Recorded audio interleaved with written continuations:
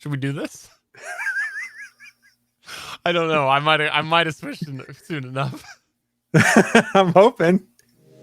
I'm Stephen John Drew from Better Podcasting, a podcast about podcasting, part of the Gonna Geek Network. Just like the show you're checking out now. Shows on the network are individually owned, and opinions expressed may not reflect others. Find fantastic geeky shows at GonnaGeekNetwork.com. This is the official GonnaGeek.com show. Each week, we run down the latest news and happenings in the world of geek. These are your hosts for the show, Stephen, Chris, and SP.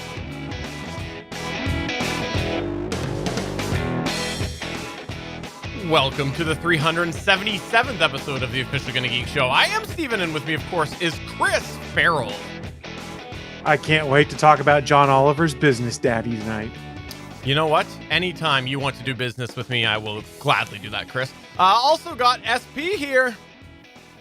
It's Monday. I love Mondays. When Monday nights, we record the GonnaGeek.com show. Very proud to be here with my two companions. One happens to be from Canada. We excuse him for that every week. Sorry about that, eh?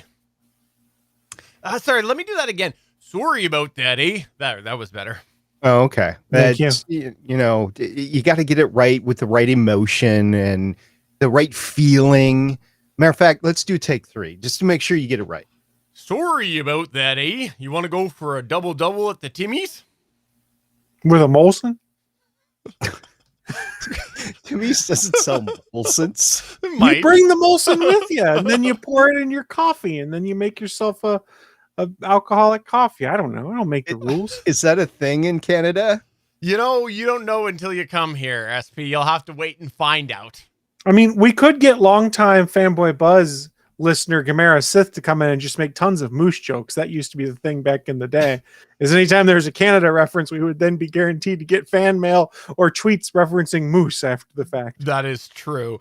Hey, speaking of things that don't matter like that, the Ambies came out. Hey, so that's an exciting thing that totally involved the Gonna Geek show. Ambience? Is that what you're talking about? Did people need a sleep aid? The Ambience, you are correct. But I know, kidding aside, I know SP had a couple of thoughts about the Ambi Podcast Awards.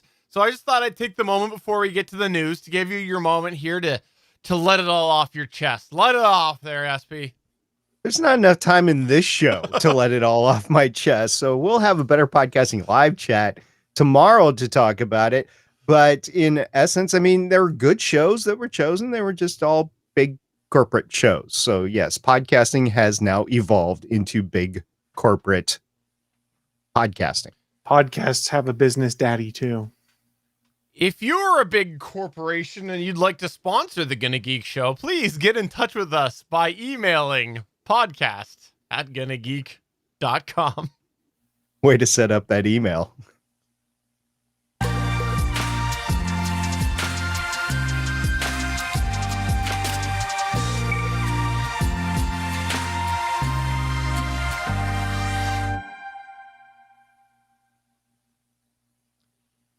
If you haven't been paying attention, you might not have been aware that there has been a real balloon of video conference / chat applications over the last year. Something about, people being at home, not being able to socialize. Although at first glance, you might think that Skype was Microsoft's flagship product for this purpose, the reality is that Microsoft actually has been slowly moving away from Skype on the business side of things for the last couple of years.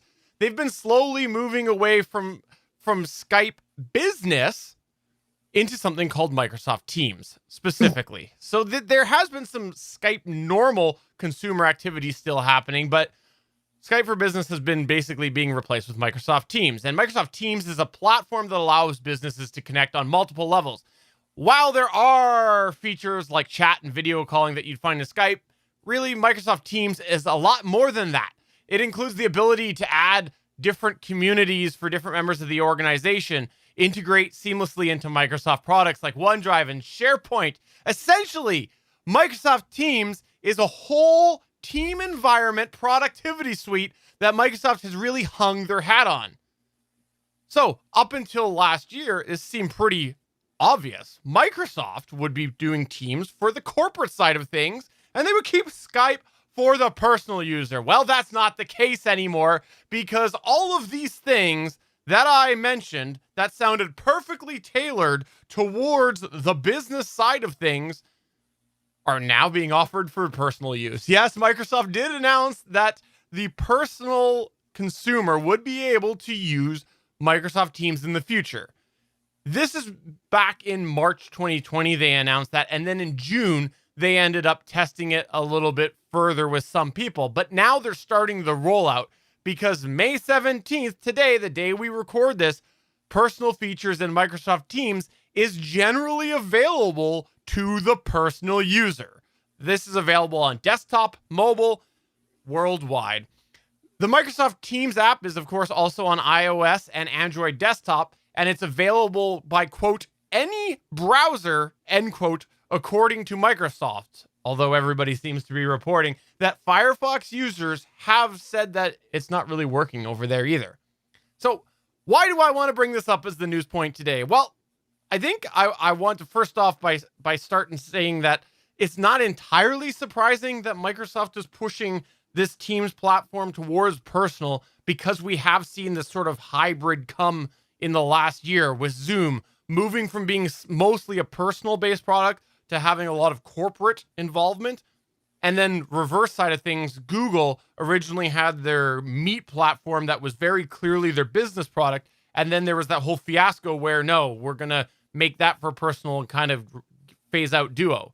So it's not entirely new, but I really wanted to bring this up because I don't know about you guys, but my experience with Microsoft Teams is that it is very, very corporate based. Like when you look at it and you go, I need a productivity suite for a corporation and a company that is taking advantage of modern culture, and they're not sticking their heels in the past, and they're going, we no longer need those physical region barriers, but we still need a way to be product or have productivity with other locations. Microsoft Teams seemed exactly designed for that, for business, and yet they're rolling it out for personal. So that's why I wanted to bring this up today, because today it begins the rollout, and I want to know, what do you guys think about this? To me, it feels a lot more awkward than even Google Meet, because Google Meet had elements of Hangouts, which was also for personal. Like you kind of could see the evolution in there. So I want to start. SP was wincing every time I said Microsoft Teams. So let's start with Chris. I use Teams at work, and it's actually a pretty good experience 95% of the time. And when I do have issues, it's because I'm running Teams on a VM, so the VM doesn't always recognize microphones and stuff that are plugged in. And I use the application on there, and I've also used my laptop I keep next to my desk to log into the web version of Teams for meetings and to access my OneDrive docs and things like that through there. So from a productivity standpoint, Teams is leaps and bounds better than Skype for Business ever was. You just have to get used to how everything is kind of integrated together. And once you start working in that ecosystem, it's not bad. I don't know if I care a ton about it for personal use. Maybe it's just because I automatically associate it with work purposes right now. But I feel like most of the people I want to chat with are already on different platforms. So having a personal version of Teams isn't really going to help me. Yeah, I can download the app everywhere, I can make calls on it, but I can already do it with the existing platforms I have to talk to people. So I guess they're thinking maybe there'll be some adoption because people are just used to it. But frankly, how do I put this bluntly? I guess bluntly like this. I don't really care that they did it because it doesn't change what I do unless they say, hey, Skype is end of life as of this date. And then I have to pivot some of my podcasting around a little bit because I use Skype for podcasting still. In our chat, Suncast is saying that he believes Teams actually does support NDI. I don't know if you remember way back when, listener and viewer, we talked about how Skype actually included what's called NDI, which is basically a way that you can take the video coming out of Skype and you can feed it in through a standardized protocol into other software. We actually did that a while for the Gonna Geek show. As Chris mentioned, he still does it for all things good and nerdy. And it is the mainstream HD protocol for video is NDI, and Skype has supported that for a couple of years now. So it's interesting if Teams does include that at the same sort of quality, because I know Microsoft Teams, my work experiences, video quality varies, then maybe, yeah, they would go end of life and just go Microsoft Teams. But I actually have to admit, Chris, I forgot you still use NDI on All Things Good and Nerdy, and so I know that Skype has kind of been something that has worked well with both of your hosts over there, and it was one of the platforms that seem to work with both of their hardware. So I hope that this isn't an indication they're going to go to Teams, because that could implement another problem or impose another problem in your situation. If they do, I'll just stop being lazy and finally pivot over to OBS Ninja like I've been thinking about doing for the last 6 months. I just didn't want to redo all my scenes and overlays because I was lazy. The only thing that I want to bring up here right now, actually, before we get to SP, since we're talking about the whole NDI thing, is that the Skype quality has been relatively poor compared to the modern standard for years, right? Like, you know, it's fine, it's listenable, it's serviceable. But like when you look at where they always were compared to other offerings, like Hangouts on Air, for when Hangouts on Air was there, you guys were using that. It was far better audio quality than Skype was offering at the time. And even now you look and there's things like Zoom, which is better than Skype. So I think that my experience with Teams at work is that it is probably better overall audio wise than Skype. But, I don't know. I guess we would see, because maybe that would give you better quality using it for a situation like that if it offers better quality than Skype. But I don't know. SP, what's your thoughts? I know you were, again, I said you were wincing quite a bit, so I want to know what's your thoughts. I just have some work PTSD when it comes to this app, because it's what we've been using for, I don't know, 9-10 months now, maybe even more than that. But I know we weren't using it at the beginning, and now we started using it. But there is a sunset of it at my work in 29 days, 5 hours, 52 minutes, and 18 seconds, as I just said that. And I'm looking at the countdown on my Teams app right now on my phone, which is counting down. So everybody's pivoting off of it. We're not using it anymore. I did have to use it for a couple of training classes over the past couple of months. It was okay in one, and it completely failed in another. And I'm done with it. I just want to move on to something else. Now, the functionality for work with the files integration with Office 365 or whatever version of Office that you have, it was fine. You could make real-time edits just like you can on a Google Doc or Google Sheet or something like that, and was working. So to have that sort of sharing available for the first time ever at my work was okay. I don't understand why we couldn't use some sort of Google, but it's the direction my work went. And in the future, we're pivoting to something that we can't use on our home computers. You have to have a work furnished computer in order to use whatever they're going to use. And since I am going to have to be at work, I'm not even going to bother doing that, because I'll use all the internal systems, and supposedly the whatever we're using will interface with the internal systems, like our email and our shared drives and stuff like that. I'm not sure if it's a VPN or something like that, but I'm done with Teams basically right now. And that experiment is over for my work. It was okay, like I said, but I just don't think it worked well for what I do in my job. I have to say, I think really highly of Microsoft Teams. You know, I work in an environment that for the entire time that I've been there has embraced the digital culture just by having multiple offices and things like that. And I do think in the future, it'll be like 9 out of 10 offices will have that interaction that is digital of some form. And we won't have the just all the desk to desk meetings. I think you'll just find from aligning schedules and productivity and things like that, I think we're going to see more of those offices require some form of productivity like Microsoft Teams offers. And I think Microsoft Teams does a really good job for those office places that do want to embrace that sort of digital productivity and not rely on the desk-to-desk conversation. When I'm in the office, I message people a lot of times more than I get up and I walk, 10 feet across the office and talk to them. That's just the nature of the environment that was built in there. I don't get it for personal. I am completely lost at why they're rolling this out to personal. So I just wanted to say that, like, I'm not dogging on Teams, but I don't get it. I really don't get it for personal.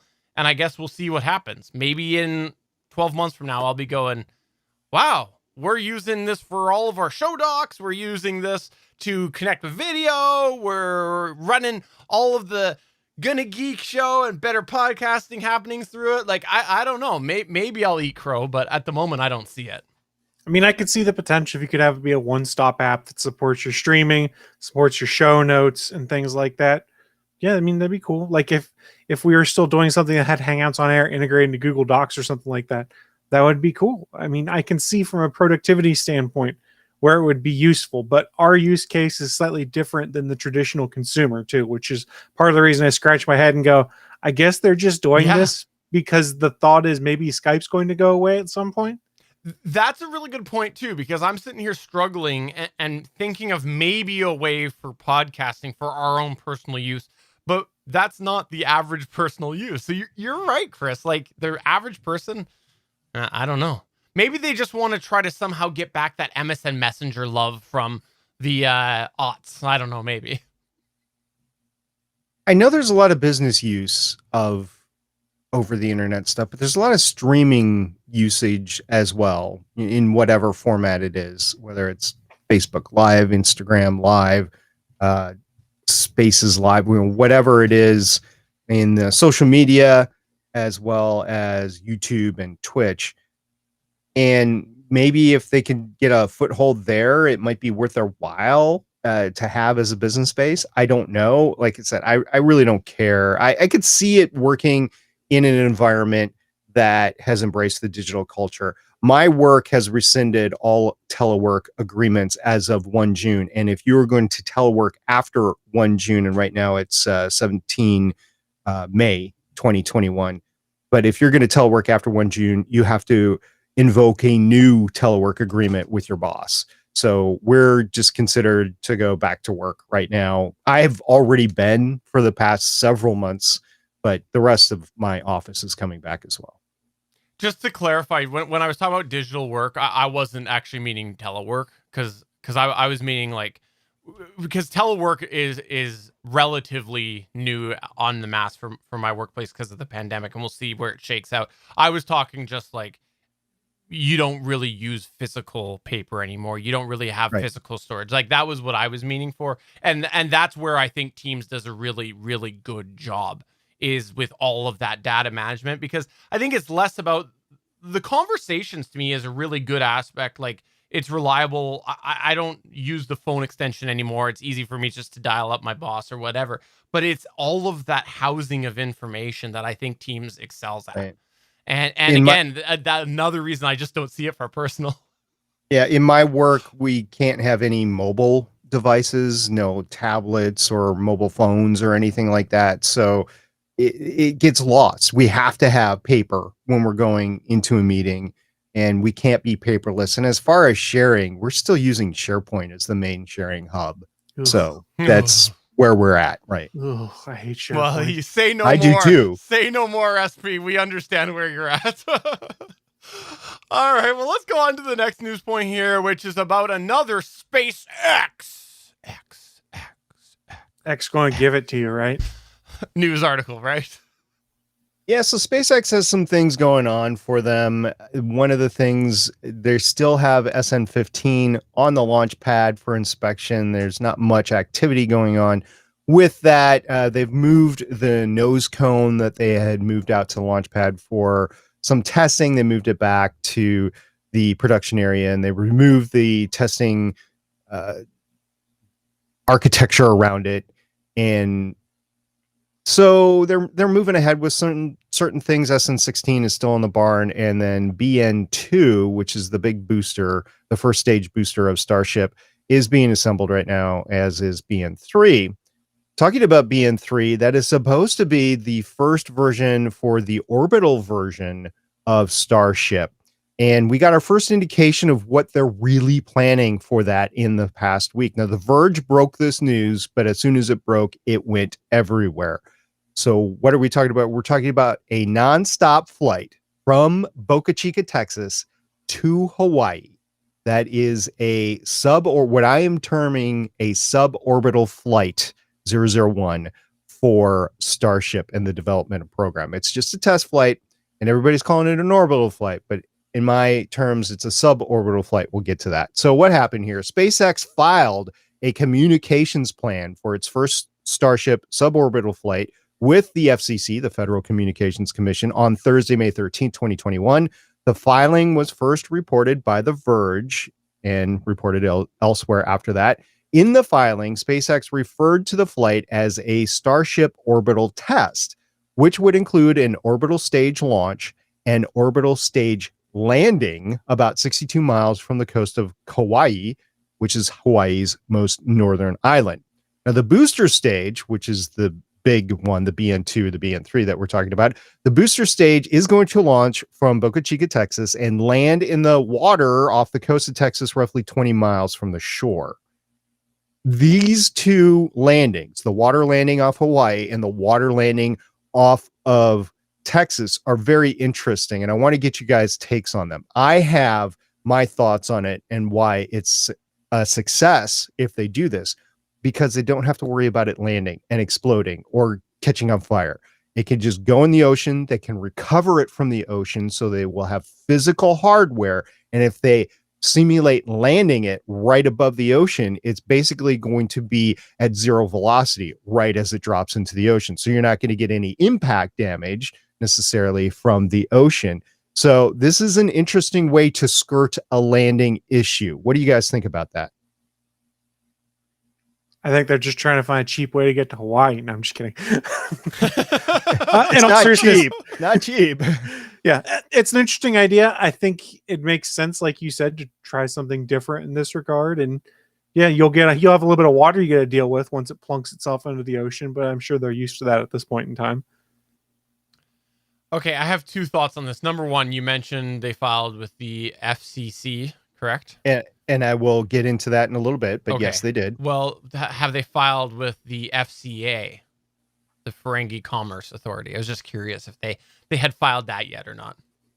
Not that I know of. Okay. But those communications aren't generally open. I mean, I can't go on the internet and search for that, so I don't know if they have or they haven't. Okay, fair enough. Brunt is standing by. I did though want to know whether or not the landing, air quotes, in the water would be beneficial from recovering the unit. Obviously, I guess it's better than an explosion, but wouldn't you have a lot of water damage that might affect some of the information that you could pull? I was thinking about that, especially with the electronics, and there's probably some flaps and doors that they can close. Remember, these are space-tight things that are vehicles that are put together to begin with. So you could watertight some sensitive areas for electronics and sensitive components and that sort of thing. But I don't think they're planning on using this again. So as long as it's not physically damaged, and we've already seen like the space shuttle boosters have been recovered from the ocean over and over again. They have to go through an extensive refurbishment afterwards, but they were reused. Matter of fact, over the course of the entire shuttle program, they only lost a total of 4 boosters, and those 4 were due to accidents that occurred on launch. So it's possible to do all this. Now, I don't think they're going to reuse the ship. I think it is simply for testing, and that's why they're willing just to throw it away. We've already seen them throw away how many vehicles with the Starship upper stage. I mean, we're at SN15 right now, so they've thrown away a lot of prototypes along the way. This is just another one for them to throw away, and we'll get into why they're doing it, but I just wanted to call out the water landings. These are not what you would see with the Falcon 9 boosters where they come down on a ship. They are literally planning a water landing here. So I see some benefits to it. The last two starships that came down, we were worried about the fire, or the last two of the last three, we were worried about the fire on the pad. We're on fire watch for hours after SN15. So they don't have to worry about this. They just grab it and go. I do have a question for you, by the way. Yeah. Okay, so we talked a minute ago about how over the years we've tried different things on the Gonna Geek show for getting reliable video with each other and whatnot. And I think we've kind of found our groove of reliability with video. And what the listeners and the viewers don't know is that we created our own technology. And if I remember correctly, it's a wireless signal, and it runs somewhere in the 2200 to 2300 megahertz band range. So is that going to affect me at all, SP? Might. We'll get to that in a second. But first, I want to finish off with this flight path. Oh, so I set you up for the segue and everything. I know you did, but I wanted to talk about the flight path. So the flight path will be less than a complete circle around the Earth. And most rocket scientists would agree to call this test a suborbital flight because of that, because you're not going to get a full orbit out of it. Now, the vehicle will reach a velocity and altitude sufficient to sustain a complete orbit. And typical orbital values for sustained human flight are about 200, 250 miles above the Earth in altitude. This test, in the email submission, which was obtained by The Verge, the email submission from SpaceX to the FCC, stated the minimum altitude for the Starship, or the maximum altitude for the Starship test, will be 72 miles. So it's not going to really be enough to sustain orbit after orbit after orbit. You might get a few in, but ultimately the upper atmospheric drag is going to bring that vehicle down without a boost into a higher orbit. Okay. In the filing, it states that the frequency bands to be used by the test vehicle are in the realm of 2200 megahertz, as Stephen was just saying, to the upper 2200 megahertz, and then in the 2300 megahertz, or 2.2 gigahertz and 2.3 gigahertz. Why is that important? Well, if you go to an FCC adoption memo, which was signed on January 11th, 1990, the FCC memo is 90-16, and it was titled The Amendment of the Frequency Allocation and Aviation Services Rules, Part 2 and 85, to provide frequencies for use by commercial space launch vehicles. And Stephen, get to your point before. This means that no, Gonna Geek Show cannot use these frequencies because the FCC would have shut it down, because we are not a military or commercial space flight test vehicle. Although, if you want to fund that, we could definitely use those frequencies. I'm just going to put this out there. Yo ho, pirate's life for me. And I'll also just put it out there that, yes, I wouldn't be able to use it with you guys, but I am Canadian, and the FCC is a American government body. It's true. But they are de facto the head of the international communication frequency allocations. But I'm not sure we need it, since we got our Pfizer shots and they put the microchip in us. We should just be we're able all 5G, to sync up like the Borg over That's 5G. Right. Now 5G is up in 6 gigahertz. It's not down in the 2.2 see, we'll be fine gigahertz. then. All right. So if you want to know the actual frequencies, I've got them all. You can go to the filing. You can see them. The first one is 2364.5 megahertz, and the last one is 2287.5 megahertz. They're in 3 separate groupings. There's one for the booster stage that interfaces with ground stations. There's 3 for the orbital stage that interface with ground stations, and there's 1 frequency for the orbital stage that will interface with a space link. I'm not sure where they're interfacing in space. I don't know if it's Starlink or maybe NASA's TDRS satellites. I don't know, but there is a space communications component going on with this test. So Starship splashdown is targeted to be 5,420 seconds after liftoff. That's actually stated in the filing. So if you do some quick calculations, it's 90 minutes and 20 seconds after liftoff.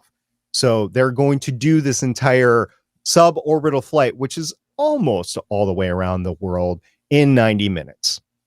The objectives for the flight is SpaceX intends to collect as much data as possible during flight to quantify entry dynamics and better understand what the vehicle experiences in a flight regime that is extremely difficult to accurately predict or replicate computationally, in other words, modeling and simulation.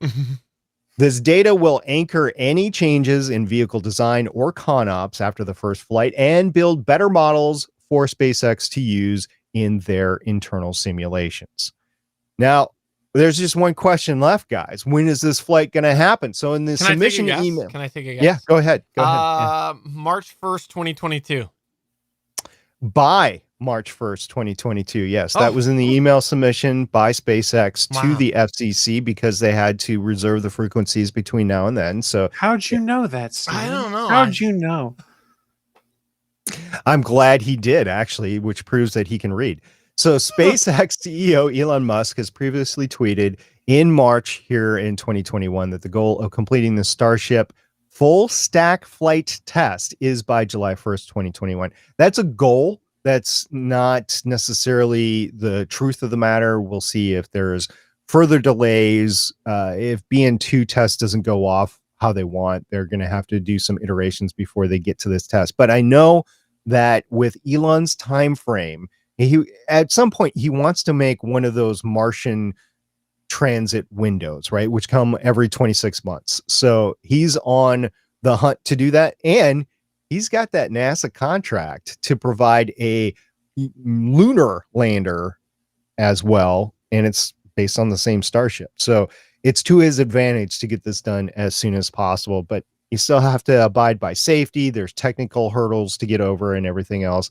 But it was really interesting, one, that all this information came out on an FCC filing, and two, that The Verge was the one to uncover it, which means that mainstream media is really hunting down stuff to talk about SpaceX because it is an exciting thing that's happening right now.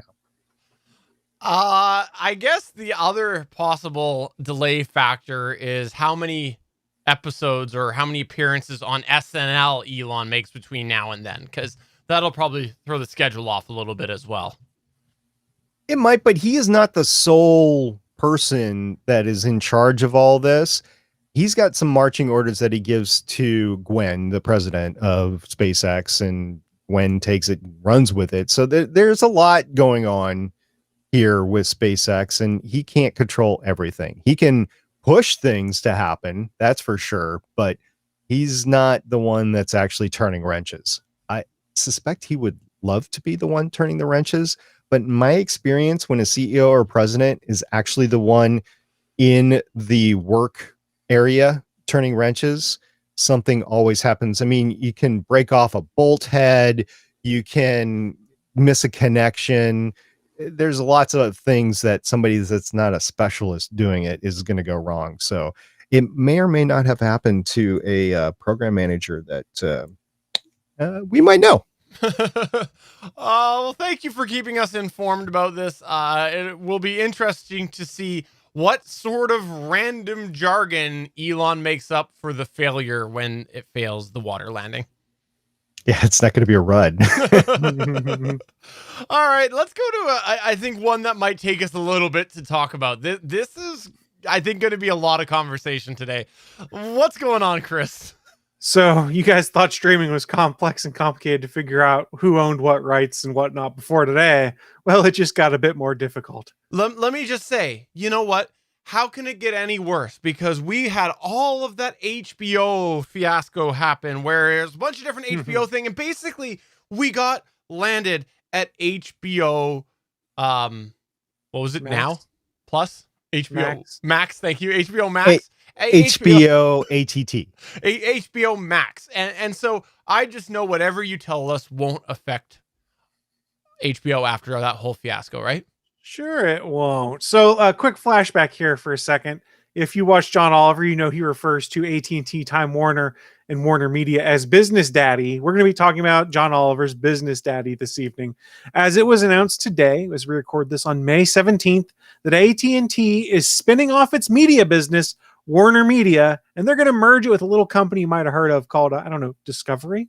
You guys heard of Discovery Channel and Discovery Networks and Discovery Plus? Yeah, that was that company that guy that we know, Oh man, what's his name? He's a podcaster. We've He had him on the loves Stone Cold Steve Austin. had him on. No, we've had him on the show before. He's got that amazing co-host named Ashley Hamer. Actually, hmm. I don't think Hamer is her last name anymore. But Okay, yeah, but Ashley is her first name. But you know who I'm talking about. Oh, I can't remember. I do. I can't remember his that name. guy though. that we know that's verified with the big hair. I don't know. I want to say it's John Martin. Anyways, Let's just call him Professor Fluffington. Professor Fluffington. That's right. Okay. Oh, That's a good name for somebody who is an appliance salesman. Yeah, Mhm. let's That's go right. with that. oh, it's Cody Goff. Cody Goff works for Who? Discovery, so that's who it is. The name's not familiar. Sorry. Anyways, go ahead, Chris. So, like I said, it was announced today that AT&T was spinning off. Sorry, it was mentioned. It today. was announced today that AT&T was spinning off all of their media services and putting them under the Discovery banner, which arguably is going to make for one huge media conglomerate. Why do I say that? Well, Warner Media owns HBO, which we've talked about has a huge back catalog of content and original content, CNN, Cartoon Network, TBS, TNT, and the Warner Brothers Movie Studio. And here's why Warner Brothers Movie Studio might be kind of important. They're responsible for the Harry Potter franchise, the Batman franchise, and all of the DC superhero movies that have been coming out. They're then merging with Discovery, which operates cable channels like HGTV, Animal Planet, Food Network, and TLC. Where it gets interesting is both of these companies have their own streaming platforms in HBO Max and Discovery Plus, respectively. So we'll touch on that a little more as we work our way through the news. It came out today that the boards of both AT&T and Discovery have approved the deal, but it still has to be signed off on by regulators, meaning there is a potential that this deal may not happen if regulators come in and go, no, this isn't happening. How did this happen? It's an all-stock transaction, which sees AT&T receive $43 billion in a combination of cash, debt securities, and debt retention on part of Warner Media. This is massive. The new combination of Warner Media and Discovery becomes the world's second largest media firm by revenue, with an enterprise value of $132 billion, according to the Financial Times. That puts them behind this little company called Disney that you guys may have heard of. Disney. You guys familiar with that company? Yeah, vaguely familiar. Just a little bit. Yeah. I think it's the company that has that new Mighty Ducks show on it. It's true. Game Changers, I think, is what it's called. Yeah, Mighty Ducks Mighty Game Ducks Changers. Game Changers. Yeah, Yeah. I I think haven't had that's a on chance to watch Disney. it Yeah, it's good.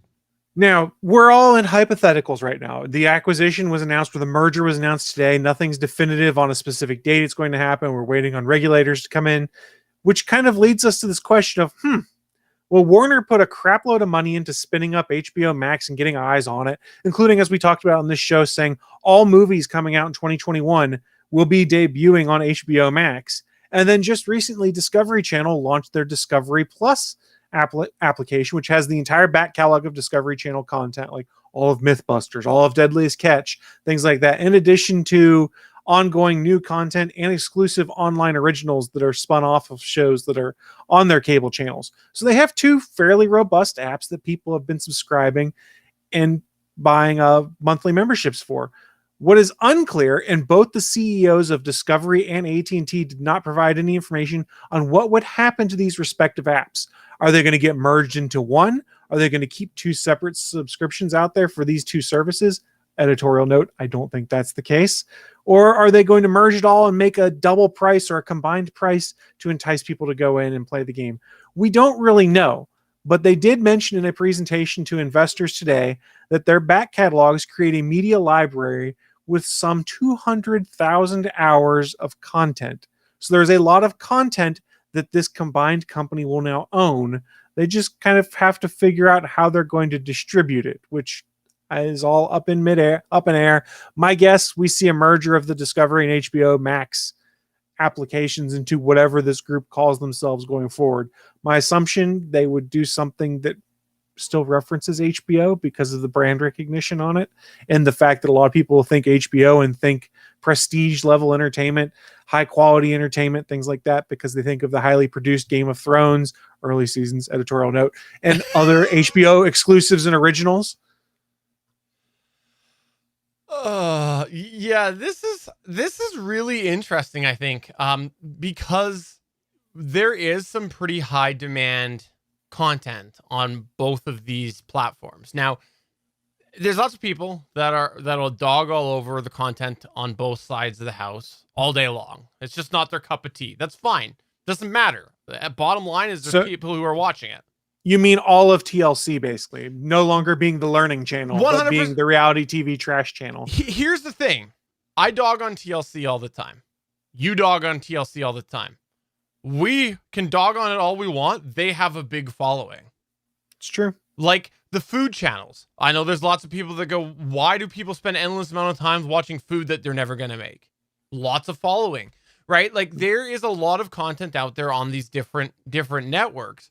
And I think that it's really interesting that we're getting them packaged into one app because, again, that whole split thing that we've talked about with streaming, where there is so much in-demand content on different streaming services, unless this number, the subscription fee goes sky high, it's almost a benefit to people who might be possibly watching content from both sides of the house.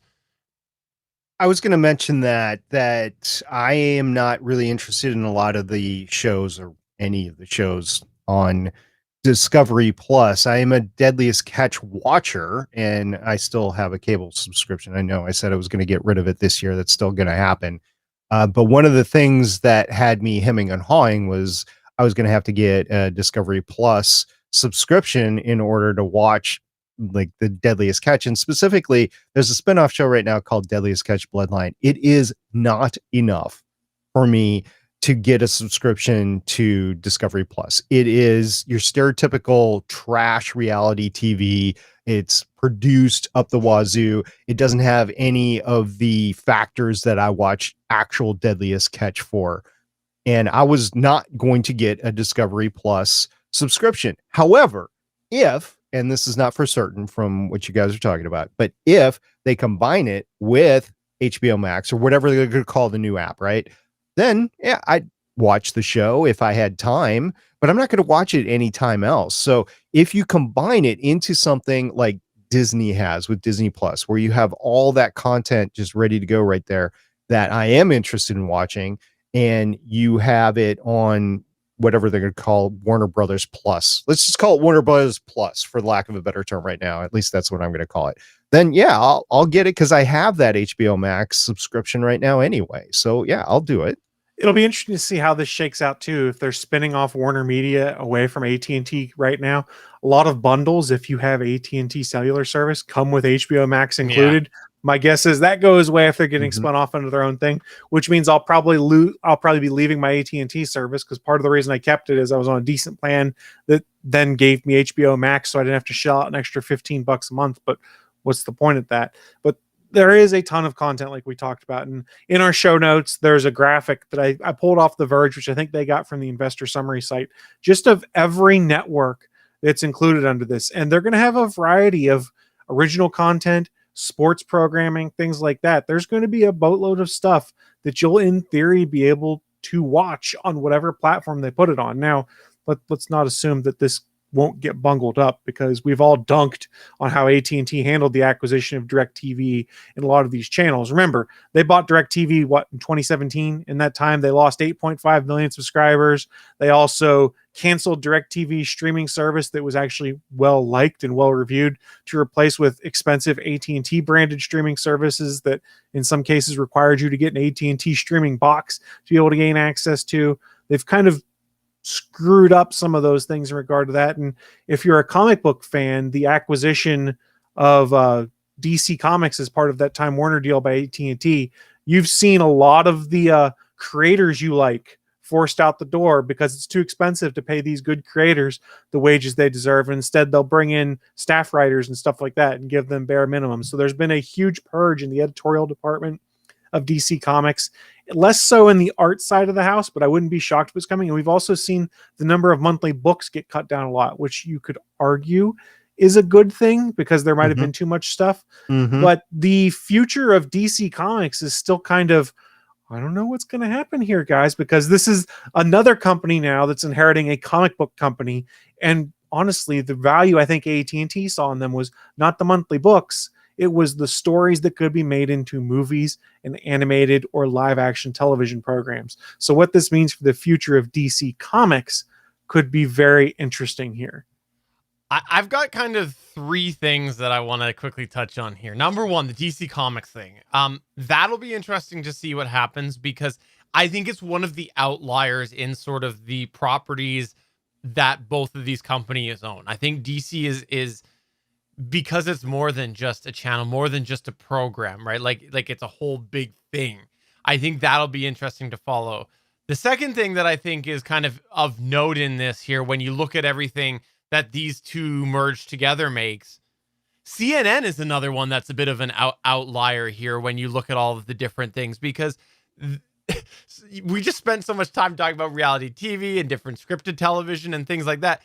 And CW or CNN is there's foreshadowing. CNN is sort of its own thing, but even bigger than that. Like it's, when you consider the worldwide physical presence and things like that, I almost think that that's an interesting thing to follow. And the last thing I want to mention on this, don't forget Warner has a 50% stake in CW. They have 50%. Do they still, or did they get bought out by? No, I don't think they did. I believe they still own 50%. Okay. So Yeah. that'll be interesting to see. I think that might get flogged because, or flogged, sold off, right? Because I think the other half is CBS, right? Yeah, it's Viacom / Paramount. Yeah, and you know what Paramount's doing with their, it is, right? Because you know what they're doing there with their push. So that's some pretty big competition there. So I actually didn't think about this until right now. Where will that sort of land there with the CW stuff if it's a 50-50 split? I think we'll probably see Warner try to sell the 50. I know it's important to a lot of people. I could care less, though. I don't see anything on CW that's worth my time watching at the moment. And we've gone through that before, so I don't want to beat a dead horse. One thing that I do want to mention, though, is I have been without the Science Channel for a very long time. It was taken off the normal tier for cable, and I have just not splurged for the streaming version or the premiere version of it or whatever. That's included here as well. I wouldn't mind getting that back. I've been substituting for some like PBS shows like Nova and stuff like that, but I haven't had a good science show in my rotation for a while now. I guess Cosmo, I bought both Cosmo series and then it ended up on I think Prime. So if you have Amazon Prime, you can see Cosmos over there. But yeah, it's just something that I wish I could watch. Now, aside from the DC comic book shows on CW, Steven, since you brought this up, why else would I care about it? It's not about you caring about it, because like if we want to go in our chat room, we just had 10 minutes of people talking about why they don't care about most of the programming that we've just mentioned, right? Okay, so, fair. So it's not about you. CW has a bunch of following, right? And it's like all of these other channels, right? Like Deadliest Catch. I watched like 10 episodes and said this is the most terrible TV show I've ever watched. Not literally. I'm not trying to denounce CW. I'm literally asking, where is the following? Is it with the DC shows, or is it something else on CW? It's Chris. You're Depends gonna on the target demographic. It depends on the target demographic you're looking at, to be honest, because CW targets a younger demographic, of which we are not part of, and they target the male side of that demographic more so with the DC shows, is my understanding. And then the women's side, or the woman side of the demographic, is more targeted towards things like the Riverdales and things like that are more of the Beverly Hills 90210-esque kind of things, where it's still a drama, but it's not necessarily like superhero kind of drama. And I'm doing a terrible job of explaining that, so please send your hate mail to js@gonnageek.com for how I used stereotypes and stuff to explain how these break down. Okay, do you guys think that is still a viable business model? Well, I think that CW is such a small piece of any of this there that it doesn't really matter. The bigger story is the ongoing merging of all of these different networks and what that's going to end up meaning for the users in the end. The reason I wanted to bring up CW was because it was a split stake, right? And you can agree or disagree. There's relevance. The bottom line is there's television programming on there. Expanded recently. They keep expanding their days of active new programming. Therefore, what one would assume they are continuing to grow their audience. But it's a 50-50 stake. And that's where I found it interesting was it wasn't a clear-cut channel, and they do have a following. So again, I know that's not relevant to you. I know that you've denounced all CW basically, but I think it was an interesting consideration. It is interesting when you brought it up. That's the first thing that came to my mind, actually, is if it is split, who owns it? Like, is it split 50-50? Do you, if you fold it and you have to divide it, like, where does all that stuff go, or does it just fall off the face of the planet? I don't know. So it's like how Hulu used to be when it was split between Comcast and Fox, Comcast/NBC, Universal, and Fox. And I think there was a third party at one point in time. I think it might have been ABC/Disney, something like that. So these things have happened before. How Warner's cut, I think, is working in there is they have their own properties that are licensed to do television programs. So all of the DC superhero shows, for instance, are licensed by Warner Brothers in some way, shape, or form.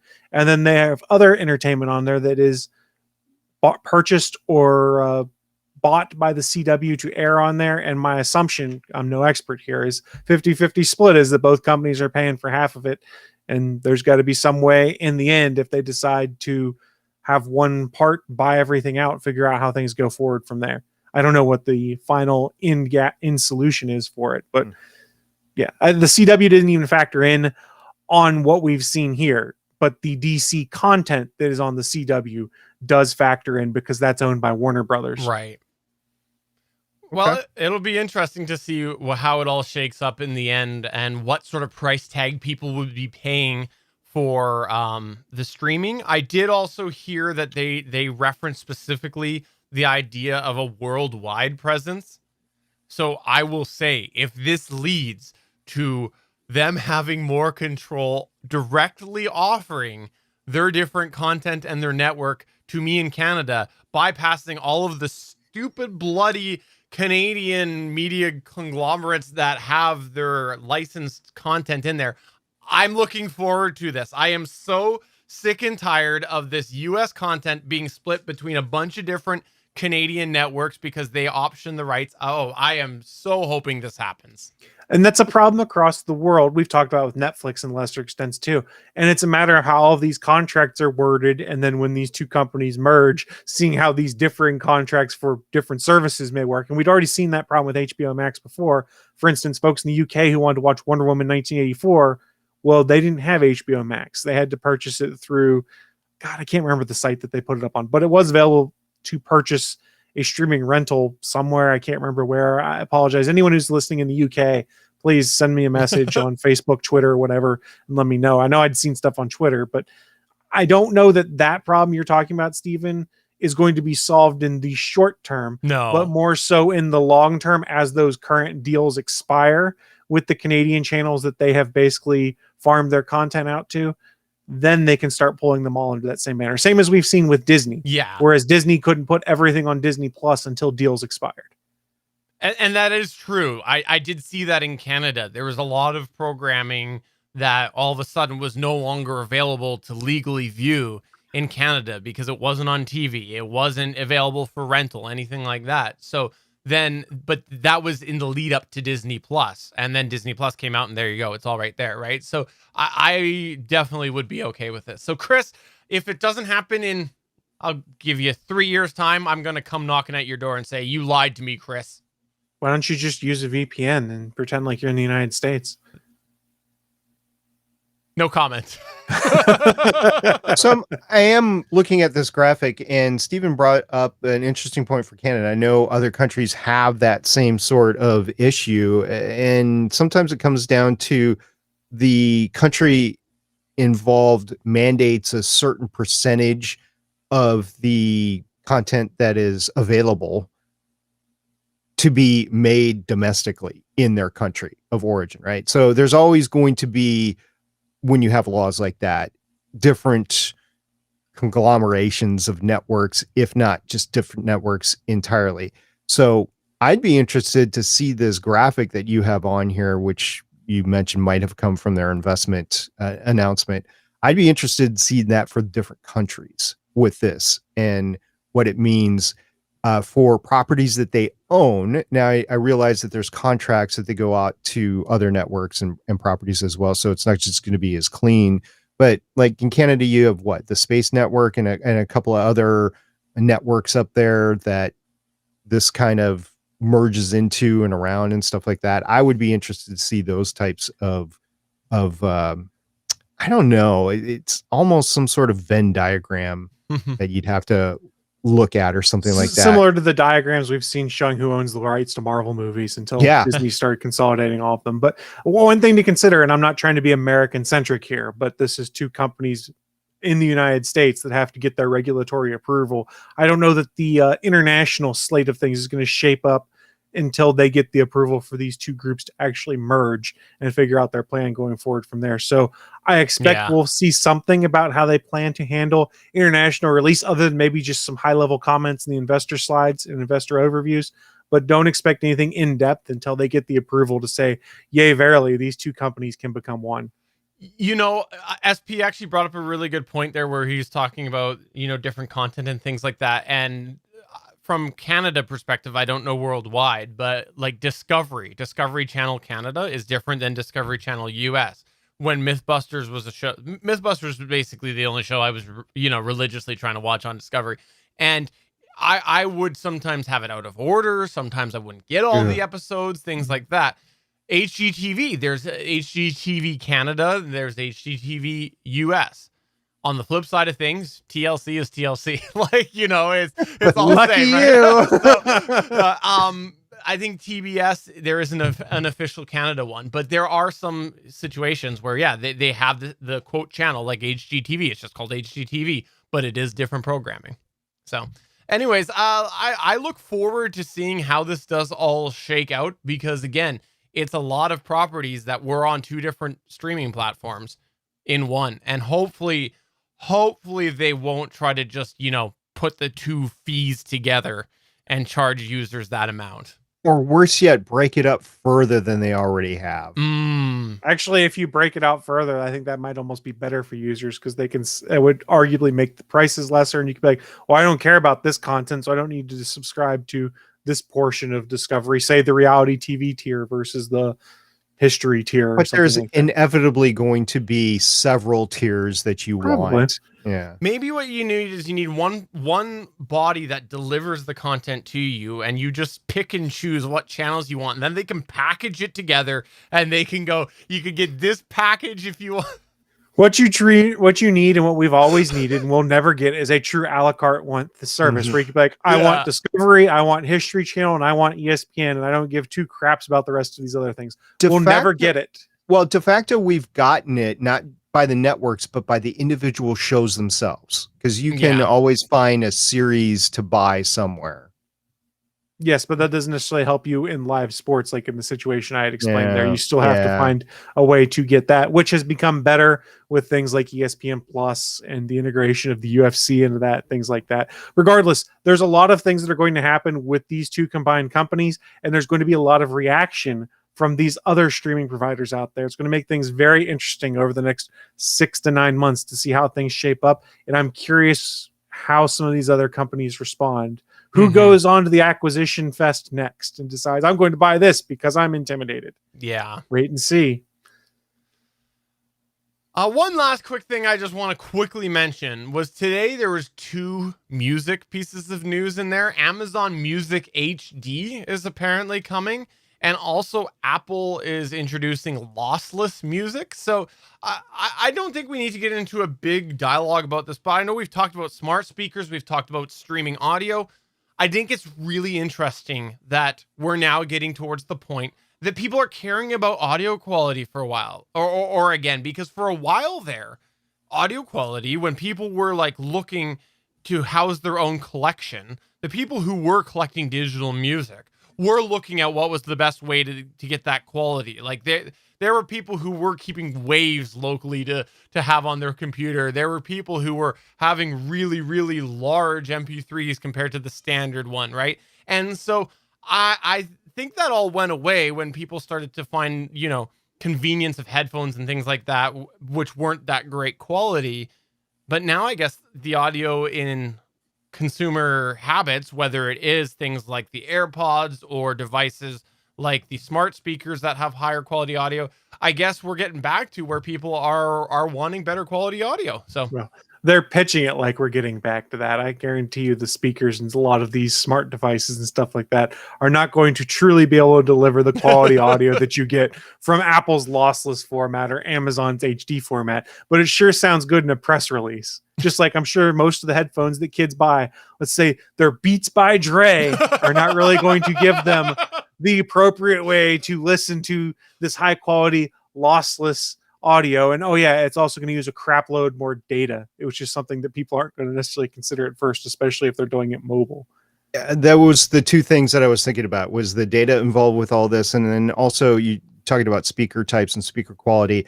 I think the market there is a lot of the newer sound bars that are on the higher end that people have attached to their new flat screen TVs because they figured out that the inboard speakers were crap. I think it's those types of devices that people are wishing had higher quality because you have Bluetooth connectivity that you can go from your tablet or from your phone to it. So they're noticing a loss of quality. Also, since the next generation has now reached adulthood that just started growing up with cell phones, not smartphones, cell phones, I think they're at the point where they are in their post-college domiciles and they want a little bit better quality stuff, just like we did when we got out of college and we started to be able to afford things for the first time in our lives. So I think those have an impact to these services. I have no idea if they're going to make it or not. Well, I mean, they're not adding it at any extra charge, at least in Apple's case. And I didn't remember on the Amazon article if they are or not. So at the very least, it's hey, this sounds really good on paper, and it's a way to differentiate my service to be like, hey, here's why you might want to go this route. But let's be honest, the vast majority of folks probably don't have the hardware to support this higher quality music to be able to notice the difference between the high quality AAC Apple file or just a regular MP3 that you're streaming through Apple Music on your regular AirPods. Come on. It's not going to make a difference there. That's very noticeable. I don't know that I agree on AirPods. It's rare that I the give baseline AirPods, not AirPods Pro, basic AirPods. I was giving Apple the credit of AirPods, but I was talking AirPods Pro because I do know more and more people are buying them. And also the data thing, you're right. The data, because the other thing I was thinking was the car audio has gotten really good, even on just a baseline car audio is actually pretty good. But you're right, people with the data, yeah, okay, I'll retract the car audio. I still actually want to give Apple the credit on the AirPods because I understand. I have not tried them, but they apparently are pretty decent. So okay, we'll see. But yeah, the data, I forgot about the data. You were entirely right on that. The data, people will churn through it and be like, wait, my data plan's all maxed out. Oh. Well, I'm not even talking data plan on a cell phone. Say you've got a decent home theater or soundbar and you want to stream high quality music through it. We're all pretty much data capped on our home internet plans right now. Whether they enforce that cap right now or not is a different story. But I'm capped at 1.2 terabytes, I think. I go over that every month, so I paid extra for unlimited. Well, I look forward to people complaining everywhere. But that's going to go ahead and take us to the end of the show. Before we wrap up, I'll just give everybody a moment to plug and promote and do whatever they'd like to do. Let's start off with you, SP.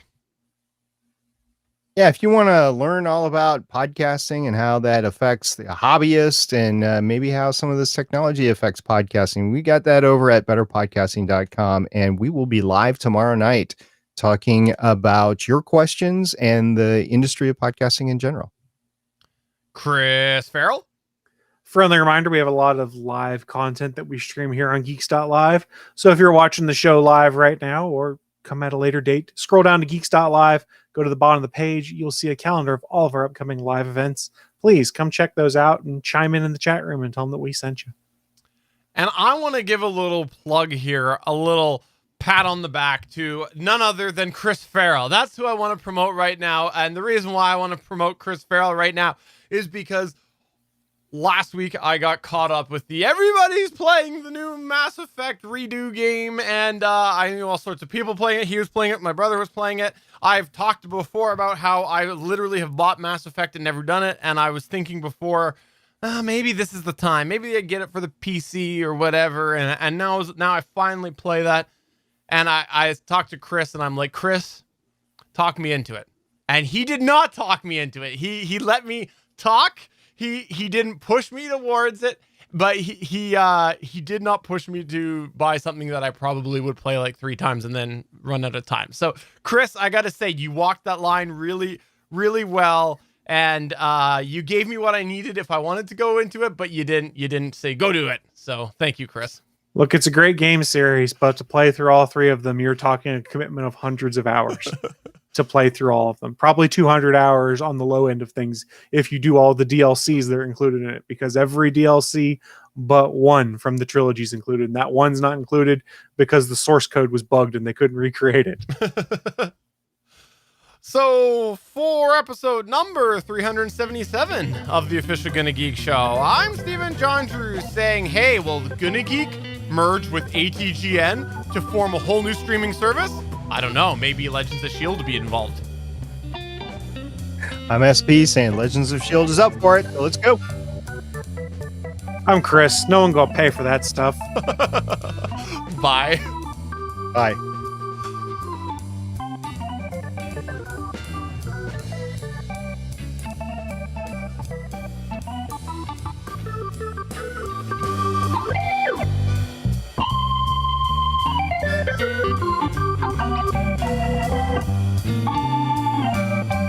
Thanks for checking out another episode of the official GonnaGeek.com show. If you like the show, please give us a 5-star review in Apple Podcasts or a thumbs up on YouTube. You can always join us for our live recording sessions, which stream Mondays at 8:45 p.m. Eastern at www.geeks.live. And remember, you can find our full back catalog at GonnaGeek.com/show. If you're itching for more geeky content, check out other shows on GonnaGeekNetwork.com. Voice work was by Emily Prokop of the Story Behind podcast. That's it for this episode. We hope to see you back again next week.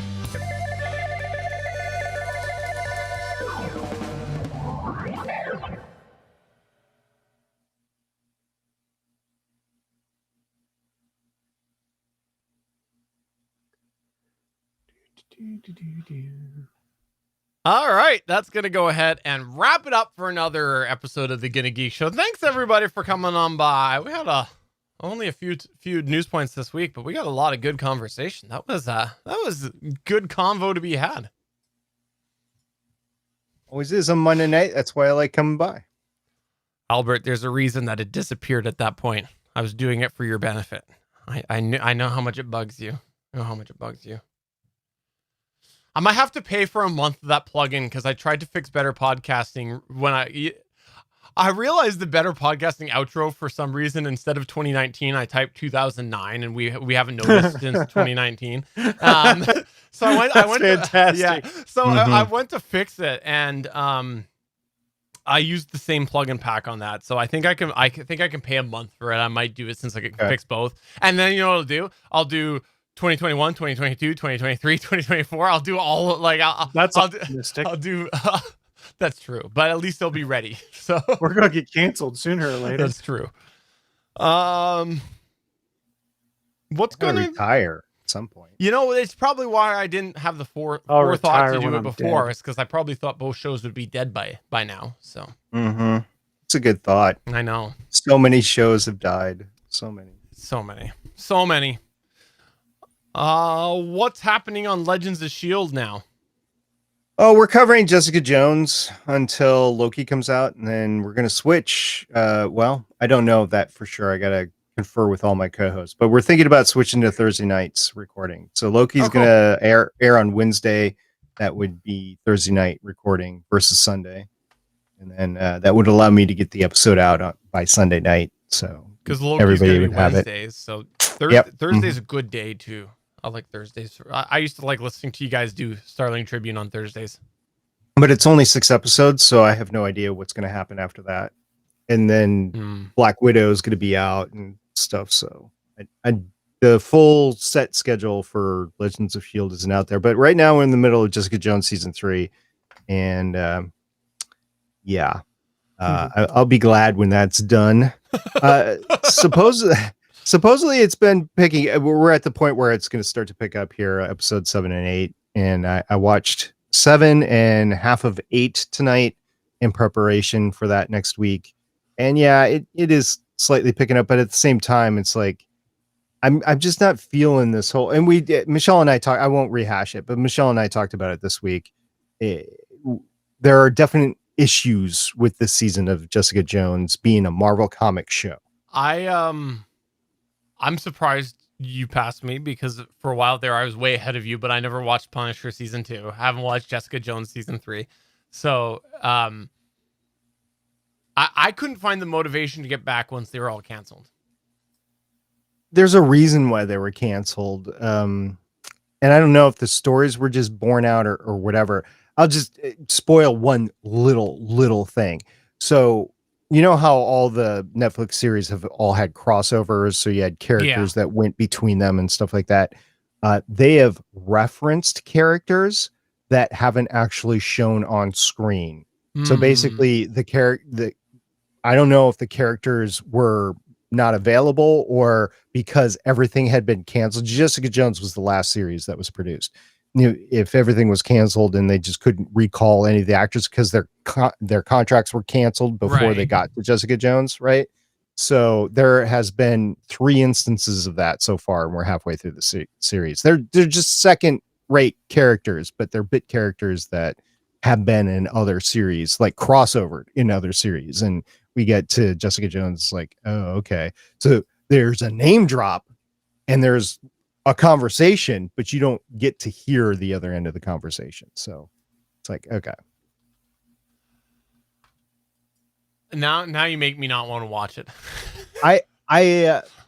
I'm watching it so you don't have to, basically. Yeah. I don't think it's a must thing. There's so much wrong with Jessica Jones season 3, and heck, if you want to just see blood and guts, Punisher season 2, I mean, go for it. I won't say don't watch it. There's not a huge story with Punisher season 2. It is all action. That's annoying, because that was what made season 1 okay.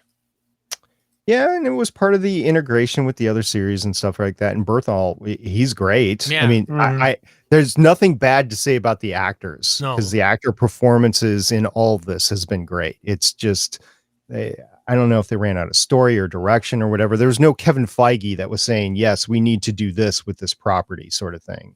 Gotcha. And you can point to the failure of Marvel Television Studios to this, and we ran into it with Cloak and Dagger and with Runaways too. When it got to be the end, it was like, okay, it started off so good, but where are we now, sort of thing. I'm sure you guys have covered it, but the whole, I forget which region it was, Disney officially put all of the Marvel and ABC content on the Legacy page on one of the regions. I'd seen something on that. Yeah. Apparently. People were anticipating.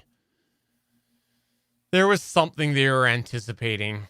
I think they were anticipating that in the US it might, once they do whatever they plan to do with the Marvel properties on Disney Plus, that might be when they move it. But I'd seen that.